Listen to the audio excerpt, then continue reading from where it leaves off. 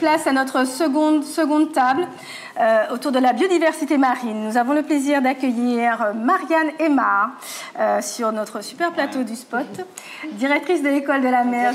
En visio et par Zoom, nous aurons Julien Chalifour, qui est le responsable du pôle mission et suivi scientifique. Tu l'as ton Zoom Réserve naturelle de Saint-Martin. Et Alexandra Lemoal, qui est chargée de mission Tortue Marine, elle, sur l'île de la Désirade avec son association Titet. On commence Julien, par... tu es là? Tu nous entends? Oui, bonjour, parfait, merci pour l'invitation. L'impossible n'est que temporaire. Merci. Alors Marianne, vous êtes directrice de l'École de la mer, on l'a dit, association pédagogique de l'Aquarium de Guadeloupe. Très impliquée dans la préservation du milieu marin depuis 25 ans maintenant. Selon vous, quelle est aujourd'hui, j'ai envie de dire, la principale menace pour nos territoires insulaires? Alors en fait, c'est ce que je disais tout à l'heure, on est une toute petite terre entourée de 98% d'océan. Et actuellement, ce qui est le plus dégradé en mer et qui ne se voit pas, c'est qu'en fait 85% de nos récifs coralliens, qui sont notre première barrière naturelle face aux risques cycloniques, aux houles de tsunami, etc., 80% de ces récifs sont dégradés. Et ça parle à personne, ça. Par contre, je vous prends la même image, version montagne. Imaginez que 85% du parc national soit détruit, qu'il n'y ait plus d'arbres, qu'il n'y ait plus de feuilles, qu'il n'y ait plus rien. Là, tout le monde dirait, mais c'est la catastrophe, il faut faire quelque chose, il faut agir. Le problème de ce qui se passe sous l'eau, c'est que c'est sous l'eau. Et qu'à l'époque des Amérindiens, ils regardaient la mer, et la mer était bleue. Aujourd'hui, quand on regarde la mer, elle est toujours bleue. Dessous, par contre, on assiste à une vraie désertification des récifs coralliens. Et ces récifs, qu'est-ce que c'est? C'est juste l'habitat et le garde-manger des poissons et de toute la faune marine. Donc, c'est une situation qui est effectivement très négative.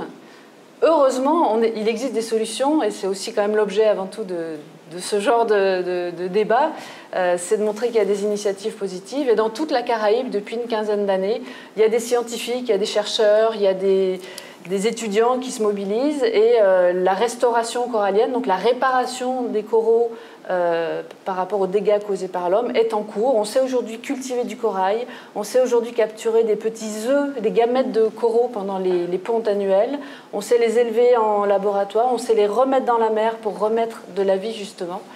Parce que quand on remet dans l'eau de l'habitat, on remet des maisons pour les poissons, je parle en termes très de vulgarisation, mais c'est le but. On remet des maisons, on remet du garde-manger pour les poissons, et on relance derrière la filière pêche, la filière tourisme. Parce qu'il faut bien comprendre que sur une île entourée d'eau, où les touristes viennent pour nos montagnes, nos rivières et la mer avant tout, si on a des lagons dépeuplés, des forêts en mauvais état, on a moins d'activités nautiques, on a moins d'attrait touristique aussi. Donc la mer est en Guadeloupe un petit peu le cœur de notre économie touristique et notre ressource de pêche, puisque les pêcheurs aujourd'hui, ils pêchent beaucoup moins qu'avant. Moi, j'ai réalisé un petit film il y a quelques années qui s'appelait Mémoire de pêcheurs, où on interviewait des pêcheurs qui avaient pêché il y a 50 ou 60 ans en Guadeloupe. Ces gens-là avec 2-3 casiers, 2-3 nasses. Aujourd'hui, chaque pêcheur a une centaine de nasses. Donc il faut imaginer à la fois les dégâts que ça cause en termes de ressources piscicoles qui est sortie de l'eau, et les dégâts de ces casiers, de ces filets qui, au fond de l'eau, vont racler les coraux, vont dégrader, etc., tout ce qu'il y a au fond de l'eau. Ce qui me permet du coup de rebondir sur le projet qu'on est en train de mener, l'École de la mer, et qui va voir le jour très prochainement. C'est un appel au projet qui avait été lancé par le ministère de l'Environnement en octobre dernier. Et l'idée, c'était de pouvoir collecter ce qu'on appelle les filets fantômes, c'est-à-dire tous les filets sous-marins, les casiers, les engins de pêche qui ont été perdus, cassés par les cyclones, puisque pendant chaque cyclone, les pêcheurs perdent énormément de casiers et de filets. Et l'idée, c'est de les géolocaliser sur certains sites de Guadeloupe, ceux où il y en a le plus, pour pouvoir, dans un deuxième temps, aller les récupérer avec des plongeurs scaphandriers qui vont sortir tout ça de l'eau. Parce qu'il faut comprendre, c'est ce qu'on voit aussi sur les images, c'est que des filets abandonnés au fond de l'eau, ça abîme, ça casse des coraux, des éponges, etc. Et ça va piéger des tortues, ça va piéger des poissons qui vont mourir là, qui ne seront jamais ni consommés ni pêchés. Donc nous, notre job, ça va être de repérer tous ces filets, tous ces engins, enfin tous non, parce qu'il y en a des centaines, mais c'est notre petite participation, notre petite goutte d'eau dans l'océan. Et faire en sorte que ces accidents ne se reproduisent pas. Je pense je fais un lien, c'est ça qui est vraiment extraordinaire. Hein. C'est assez rare d'avoir la terre et la mer en même temps. Ce que tu es en train de parler, d'économie régénérative. Et tout à l'heure, docteur Henry, il nous parlait également de cette terre recréer de l'habitat pour recréer de la vie. C'est exactement cette même logique. Il y a un très beau projet, nous on aime beaucoup en parler. Puis c'était intervenu à TEDx Pointe-à-Pitre. C'est le projet Caille en nous. Oui. Au sein, tu veux peut-être en parler, que tu dois bien connaître, alors, j'imagine. on le connaît parce qu'effectivement, moi je vais souvent plonger au Saintes et je surveille leur petit dôme qu'ils ont installé pour faire revenir des coraux. Alors c'est vrai que ça revient tout doucement, les coraux. Ça fait quand même 5 ans, je crois, qu'ils ont installé leur dôme et que sur ce projet, il y a très peu de coraux qui sont apparus naturellement. C'est pour ça que la culture corallienne pourrait se coupler avec leur projet, en fait, parce que nous, on utilise des dômes au large de Goyave, par exemple, sur lesquels on met déjà des petites boutures de coraux, des boutures qui ont quelques centimètres. Une bouture de corail, et je reviens encore à l'agroécologie, c'est comme beaucoup de plantes. Quand on coupe un plant de tomate, on le renforce. On peut faire des boutures avec. Les boutures de corail, c'est pareil, vous en coupez des petits morceaux. Le fait de les couper, ça leur donne un peu plus la pêche. Elles vont pousser plus vite et elles vont surtout être plus étoffées. Donc sur un dôme comme celui qu'il y a au Saintes, au départ, on aurait mis quelques petits morceaux de coraux qu'on aurait fixés dessus. Aujourd'hui, ils auraient vraiment grandi de manière importante. Ça aurait accéléré le processus, en fait, de manière naturelle. Ouais, j'en dis un dernier mot. Pourquoi j'aime vraiment beaucoup Caille en nous, c'est l'intention, en fait, que je trouve très belle. Et là aussi, c'est la convergence des acteurs. Il y en a des acteurs dont on n'a pas parlé tout à l'heure, c'est le secteur, on va dire, académique. Donc là, c'est un projet qui a été initié dans un collège, le collège de Gourdeliane, si je ne me trompe pas, qui est porté donc, par des professeurs hyper motivés. Et j'imagine ce que ces élèves quand on participe à ce projet, ils ne vont pas voir la vie demain comme ceux qui n'ont pas participé à ces projets-là. C'est tout à fait. Ils partent pas avec les mêmes bagages. Et forcément, la nature, ils vont vouloir y contribuer donc à cette fameuse économie régénérative, parce qu'un des principes du vivant, c'est l'autoréparation. Et ils auront appris à plonger, ils connaîtront les coraux, ils auront découvert les Saintes, parce que beaucoup ne connaissaient pas les Saintes aussi. Ils auront suivi ce projet pendant des années. Et c'est sûr que, nous, à l'École de la Mer, par exemple, on récupère souvent les enfants des écoles où il y a eu des projets scientifiques, parce que les jeunes, quand ils arrivent en 3e, ils ont des stages à faire et ils se tournent vers des structures liées à la mer pour faire leur stage et découvrir des métiers liés à tout ça. Donc la boucle est bouclée quelque part. Le futur est assuré. On en profite pour faire un petit coucou à Nelly qui est parmi nous et qui avait travaillé, participé et accompagné aussi les jeunes filles de Caille en nous. Et oui, notre Nelly. On va passer la parole peut-être à Saint-Martin. On va partir à Saint-Martin. Alors, Julien Jalifour. Tu nous entends, Julien? Bienvenue. Donc oui, on t'entend. Tu as pu entendre Marianne? Tout à fait. Donc peux-tu nous tout à fait, elle a très bien introduit le sujet. Effectivement. Oui, donc on est dans un constat en tant que gestionnaire d'aires marines protégées d'une érosion du vivant et plus particulièrement des récifs coralliens qui sont des habitats essentiels pour la vie marine côtière. Tous ces petits coraux en fait sont nos architectes dans un désert d'oasis de biodiversité où chacun a son rôle pour maintenir l'équilibre et permettre à la biodiversité de se développer harmonieusement. On s'aperçoit que la simple mise sous cloche en réserve naturelle, en parc marin, etc. et tous les dispositifs de protection que la France a pu mettre en place, bien qu'ils soient parcellaires, ne suffit plus parce qu'on a une influence globale et au-delà des zones protégées qui vient perturber nos milieux. Et donc, pour gagner du temps et permettre à nos peuplements coralliens et côtiers de se restructurer, de s'adapter à ces changements globaux et à ces perturbations, on a eu l'idée en 2014 de tester des habitats artificiels pour en fait compenser l'érosion du corail, qui est l'architecte naturel, en immergeant des matériaux inertes et en venant observer la colonisation de ces habitats artificiels par toute la faune mobile, à savoir crustacés, poissons, etc. C'est un projet qui a été soutenu par un financement Temeum qui aide les gestionnaires à tester des solutions, à se former, à renforcer leurs capacités. En 2017, suite à la catastrophe Irma, le cyclone qui nous a touchés de plein fouet et qui a bien entendu touché nos fonds marins, on a plutôt voulu tirer parti de cette catastrophe de manière à repartir, à faire que ce ne soit pas juste un échec, mais une opportunité de faire mieux et d'avancer.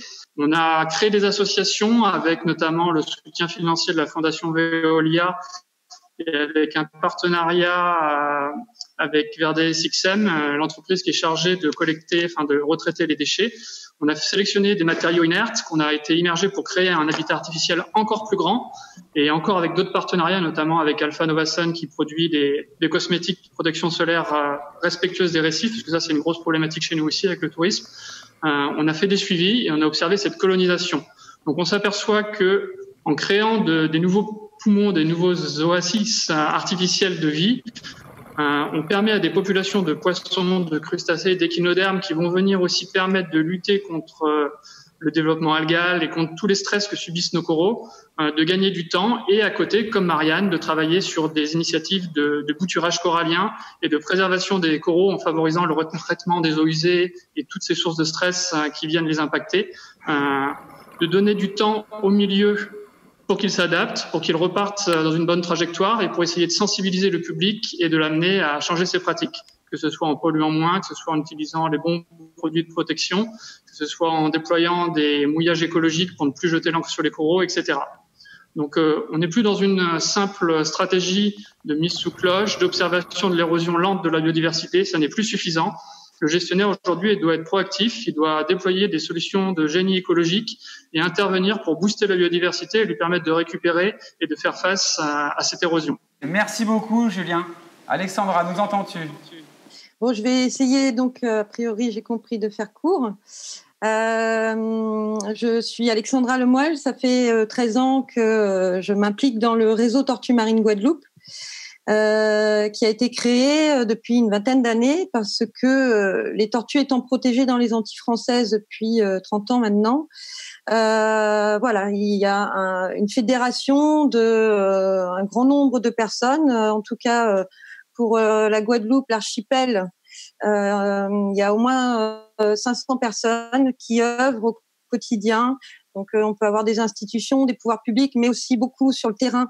Les yeux du terrain sont beaucoup les bénévoles qui donnent de leur temps pour œuvrer pour la cause tortue marine. Et les tortues marines ont l'avantage déjà de passionner rapidement les interlocuteurs et d'être une espèce phare qui, si elle est encore présente dans nos eaux, permet d'avoir un espoir sur l'équilibre du reste de la biodiversité.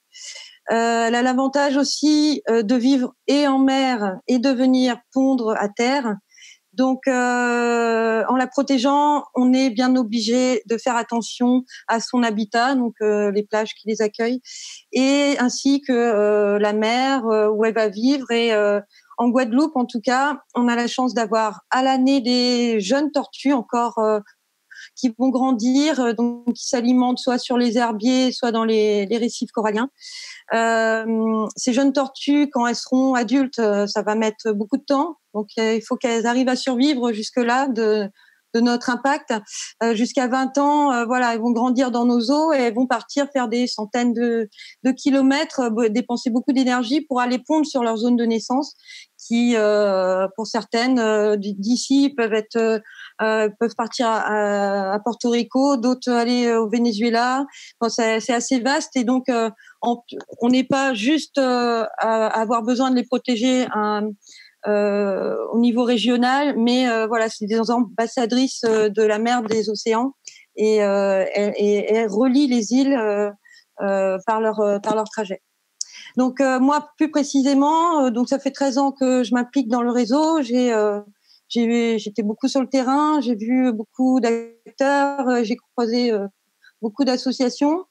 Et j'ai la chance d'avoir eu la confiance de l'association Titay, qui œuvre pour la préservation de l'environnement, en particulier à la Désirade, donc sur les îles de la Désirade, parce qu'on a l'île principale où il y a une réserve naturelle, mais il y a aussi une réserve naturelle qui s'appelle Petite Terre, où, en tout cas en ce qui concerne les tortues marines, on a beaucoup de pontes et pas mal de tortues à l'année aussi qui grandissent.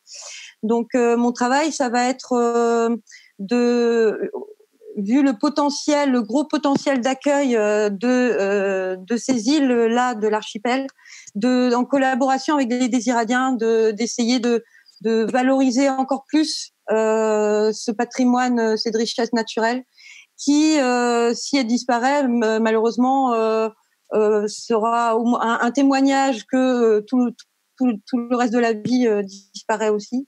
Donc vraiment, il y a un côté important à impliquer chaque habitant, impliquer les pêcheurs qui les croisent aussi en mer, et que au bout de mes 2 ans d'investissement, de développer cette dynamique-là, la Désirade soit fière et continue à œuvrer dans le temps pour la préservation de ces espèces-là. Et je voudrais juste ajouter que le réseau Tortues Marines, la Désirade est un maillon au milieu de la grande chaîne de solidarité tortue. Je veux pas oublier toutes les autres associations et toutes les autres structures qui œuvrent aussi pour d'autres espèces, comme les iguanes, comme les requins, comme les oiseaux, enfin voilà, énormément de gens qui sont pas là aujourd'hui, mais tous ensemble, on essaye d'aller dans le même sens et on en a souvent les mêmes interlocuteurs. Donc, je voudrais aussi les saluer parce qu'ils ont tous la volonté de faire au mieux pour que la vie continue tout bonnement et qu'on puisse faire profiter nos enfants de. Merci Alexandra, et tu fais bien de les saluer. Et d'ailleurs, on va saluer toutes les personnes qui s'investissent, quel que soit leur métier ou leur rôle de citoyen, parce qu'ici, voilà, on dit qu'il faut de l'humilité. Ce n'est qu'une partie des actions qui sont menées. Donc, tu fais bien de saluer tout ce monde qui doit d'ailleurs aussi travailler ensemble. Là, l'idée de la Désirade, c'est un très beau projet. Moi, j'ai entendu des belles choses sur ce projet-là. Un vrai souhait, et des gens aussi à la Désirade qui voient tout l'intérêt d'être pilote, l'intérêt pour la pêche, l'intérêt pour l'éducation, on en revient. Donc, c'est toujours pareil. L'idée du changement, c'est pas dire arrêtez, sinon ça va être mal. C'est changeons parce que ça va être beaucoup mieux. Voilà, le meilleur est à venir. Donc, merci beaucoup, Alexandra. Oui, merci à vous. Merci pour l'invitation.